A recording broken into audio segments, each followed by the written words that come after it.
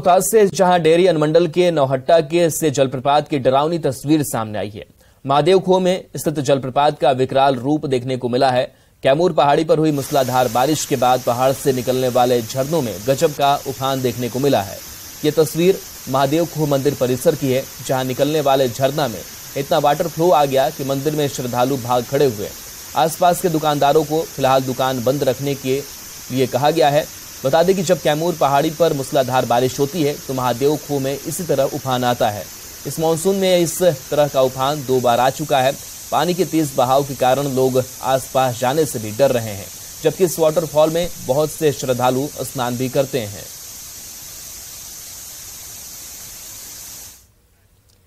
खबर भागलपुर से, जहां गंगा नदी में विकराल रूप धारण कर लिया है। गंगा नदी के तेज कटाव से लोग दहशत में हैं। नाथनगर के रतिपुर बैरिया में भीषण कटाव देखने को मिल रहा है। सैकड़ों एकड़ खेतिया जमीन गंगा में समा चुकी है। खेतों में फसल लगी हुई है। कटाव के कारण जमीन के साथ साथ फसल भी पानी में समा रही है। किसान को सरकार से मुआवजे की आस से मौके का जायजा लिया है हमारे सहयोगी विकास कुमार सिंह ने। भागलपुर में गंगा ने विकराल रूप धारण कर लिया है। इसके साथ ही कटाव भी तेज हो गया है। इस वक्त मैं रत्तीपुर बेरिया में हूं और आप तस्वीर देख सकते हैं कि किस तरह से गंगा उफान पर है और गंगा का जो कटाव है वो काफी तेज गति से हो रहा है। गंगा के कटाव के कारण लोग जो है, किसान जो है वो भयभीत हैं।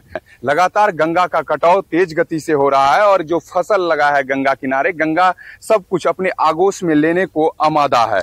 किसान है, कैसा स्थिति है बाबा, गंगा का क्या स्थिति है? स्थिति भैया रत्तीपुर बरिया बहुत हम 5 बीघा जमीन कटी गए।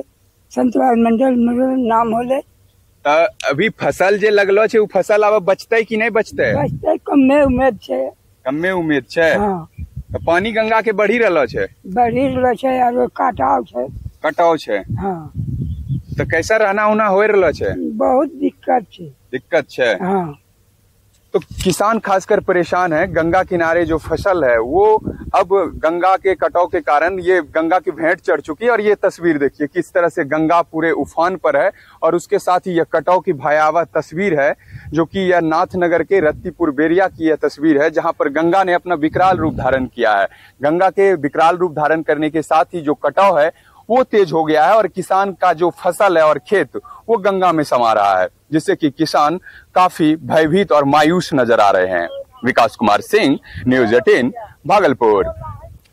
नेपाल में बारिश थमने के बाद गंडक नदी के जलस्तर में गिरावट दर्ज की गई है। गोपालगंज में गंडक नदी खतरे के निशान से 30 सेंटीमीटर नीचे आ गई है। जलस्तर में कमी आने के बाद जल संसाधन विभाग के अभियंताओं और निचले इलाके में बसे लोगों ने राहत की सांस ली है। नदी के जलस्तर में फिर से बढ़ोतरी हो सकती है, इसलिए अभियंताओं को अलर्ट मोड में ही रखा गया है। गोपालगंज के सदर प्रखंड के पोतहरा गांव से गंडक नदी का जायजा लिया संवाददाता गोविंद कुमार ने। नेपाल में बारिश थमने के बाद गंडक नदी के जलस्तर में धीरे धीरे कमी आने लगी है। इसके साथ ही जल संसाधन विभाग के अभियंताओं ने अब राहत की सांस ली है। गंडक नदी का जलस्तर खतरे के निशान के करीब पहुंच चुका था, लेकिन अब जलस्तर में कमी आने के बाद धीरे धीरे नदी का जलस्तर घट रहा है। ऐसे में तटबंधों पर जो कल तक दबाव था वो अब कम हो गया है। साथ ही जल संसाधन विभाग के जो अधिकारी हैं उन्होंने अब राहत की सांस ली है।